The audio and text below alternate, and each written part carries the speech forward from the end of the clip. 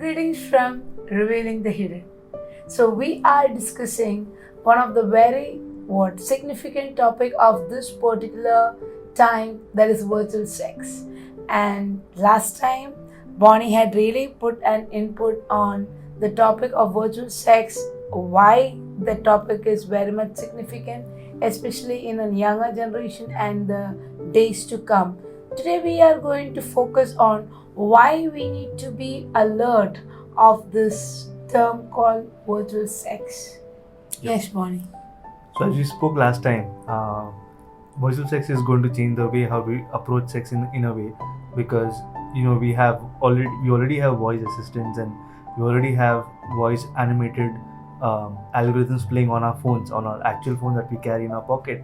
And very soon I am expecting those features to also cater to things like flirting, talking, sexual talk, and it's going to change the way how we approach the concept of sex in a way. And the reason why virtual sex is going to be a very big issue is because where do we draw the line? Right. Because when somebody doesn't have a partner, that person can enjoy sexual intimacy right from where he is, from his office cubicle to his bedroom to his vehicle, in his car, or just listening to an arousing kind of a voice track. Now, with virtual sex, you can have virtual sex anywhere. At the same time, the danger of virtual sex is this, that it takes you away from reality. It starts to teach, especially the next generation, that human intimacy and human experience and touch is not going to be that, because it takes efforts to be intimate with a human being, with another human being. So when you start taking and replacing that kind of human efforts with a digital experience, you start to teach the youngsters that it's not necessary to put in that much amount of investment in the other person. So that starts to delineate the way how we are created as a community, and it takes you from being casual, and you need to be conscious about what the world is calling casual, because what the world may seem to be that yes, virtual sex is good, virtual sex is easy, virtual sex is fine, I can get away with it because I'm not harming anybody else. Because mind you, with virtual sex you are putting away all the risk that is related to actual sex, like STDs and unwanted pregnancies and complications with relationships and fights and this and that. You can just come after a hard days of work, flip up a channel, flip up your website, and you can experience whatever fantasies that you were longing for the entire day. But what happens is it puts you in a cage, and that cage then is obviously you need to pay for the services, but that cage will then actually call the shots for your life. Your entire life will start being building around that cage. You may think you can come into the cage anytime, but you can actually not get out of the cage unless until you take action. So the reason why virtual sex is going to be very important is because many of us may not realize that the next person is actually an addict to virtual sex, because it may not be a physically seen or perceivable experience. So it's very important for parents, and especially even as elders, to keep an eye on our next generation and to teach them the ways of purity, because while intimacy with another person has its drawbacks, intimacy in the virtual sex has a lasting impact, because you're putting images in your mind. You're actually reliving an image of virtual experience in reality. So that could have obviously create disturbances and distortions in the way how a person reacts to another human being in real life. That is scary. You explained it well, and it is scary. So I want to talk about another aspect of this virtual sex is, once you are having a video chat where your body parts are exposed, we really don't know what is the other person is recording or what they're doing. Out of our emotions, actually we are blind to reality. When it always says that when the heart is at work, the brain stops working. So when we start playing with our emotions, we really don't know the other person, wherever he or she sits, is alone, is their gang, or they're recording, or this is going to be a piece of evidence for further abuse. Correct. So I have seen victims who was going through the trauma after having all the fun in the initial days. True. So this is one of the things we need to really careful while you are talking about virtual sex. Then the other thing related to this is there is no privacy. Yeah. Any social media speak that there is privacy given. Please believe it, there is no privacy in a digital media.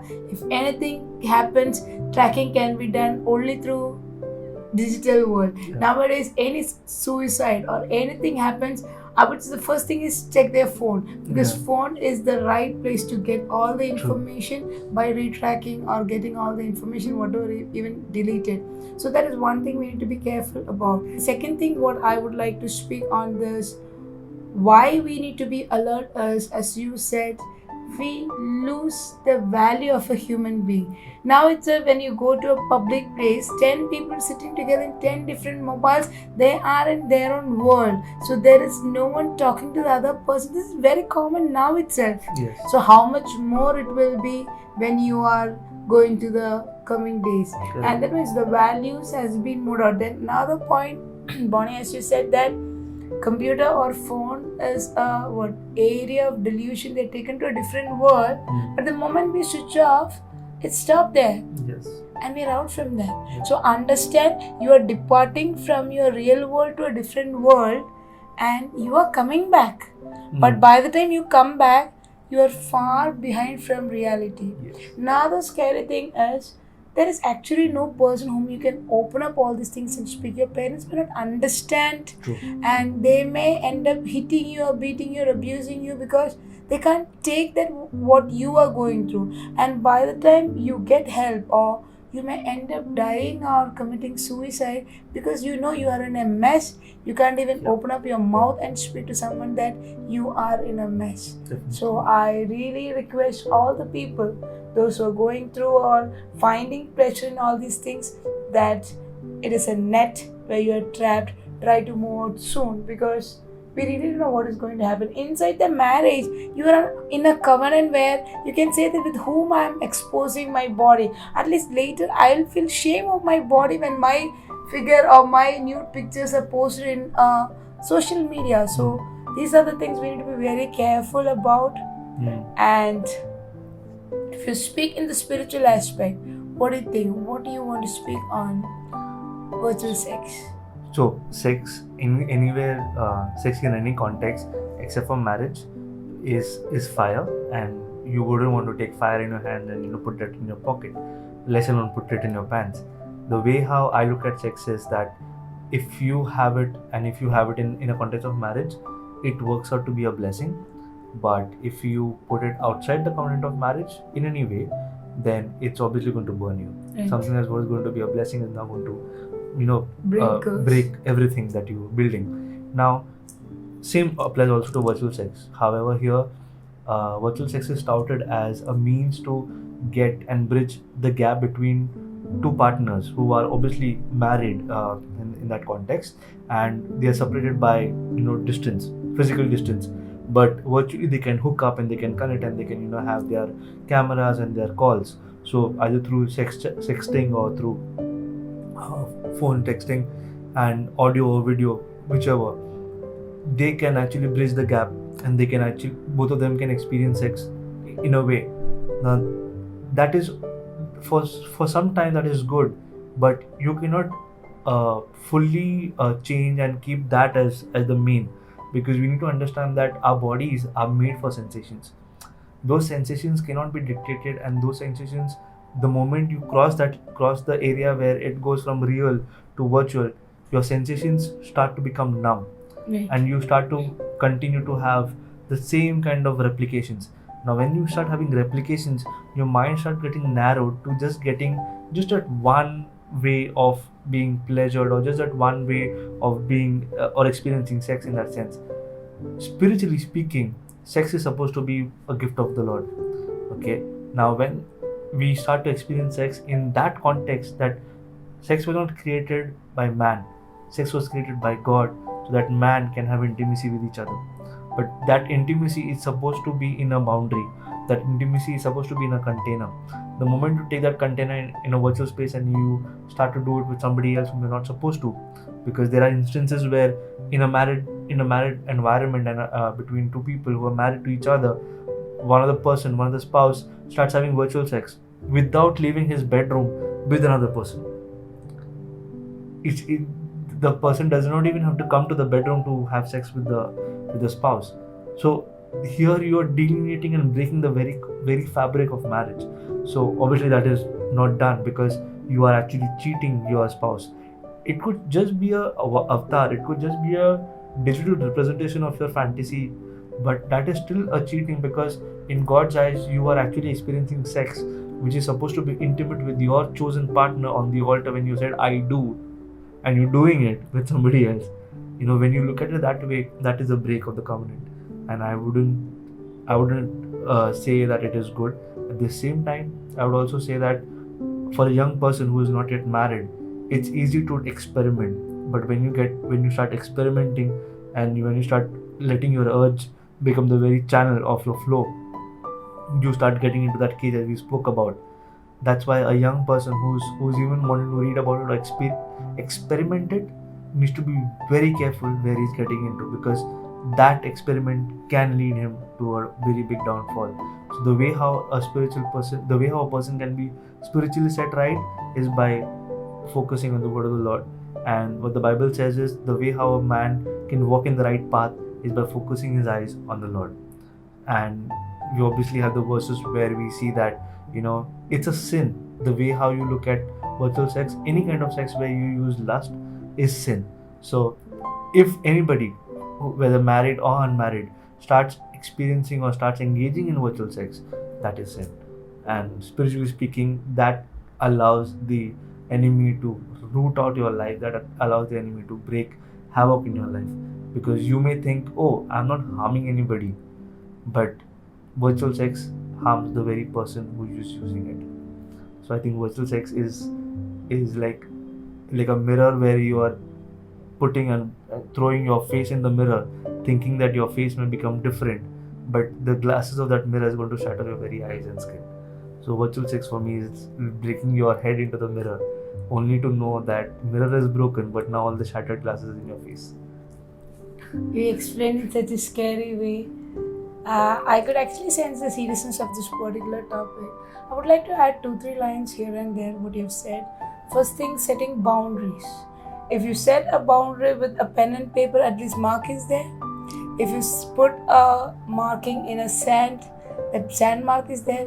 If you put a boundary in the air, where is the boundary? Nothing can be seen. So there is nothing called boundary when things comes to a virtual world. Yeah. So that itself removes the setting of boundaries True. of any kind of values, taken it away. Another point I would like to add is when you talk about that virtual sex can be done in a marriage, means for an extent, because it's a part of a basic body need of a person. But make sure that if children are there, it is inside the room, locked room, because your children having sharp ears and a mind to sense much ahead than you are in. Because I have seen victims and I have counseled people, because that made pain and scare, the feeling of scare in that particular child. So we need to be very careful when parents are having virtual sex, even through phone or any kind of video call, because I've seen that children have seen their mothers and fathers naked in front of the camera with their father, what again take out the sanctity of the marriage, and it gives pain to the child. It is not a pleasure to the child. Always understand, if the sex is introduced to a person's life, first time it's a painful effect. Later, from the pain, they choose to have the pleasure. So that is the next point I would like to tell. And one more point I would like to speak before concluding this session is, Bible says that if you look at a woman with lust, you are doing adultery. So understand, the virtual sex is not allowing you to have an intercourse with a person or make that person pregnant or doing anything. That is not sin. Your sin starts in your thought process. The shift of doing sin from the body has moved to the emotions. You are doing sin in the emotion. So obviously it's sin. If you're looking at a woman and thinking about the feelings what I'm going through, you are sinning in your thoughts. And Bible strictly speaks that. Jesus strictly says that is adultery. you need to come. It's not. I have heard someone was telling, I have killed my husband in my mind 1,000 times. Same way you're doing Yeah. sin in your heart 1,000 and n number of times by doing virtual sex. So with this particular topic, we are winding up the topic virtual sex, and as Bonnie said correctly, we are playing with fire. Fire is not going to give you a comfort than burning your hand. You may be like a frog who's kept in a cold water, started boiling, and the child or the frog is going to adapt to the temperature. By the end, the frog will be in the dead Boiling water. boiling water without responding. So this is virtual sex. So I think this is a good session for all the people those are listening.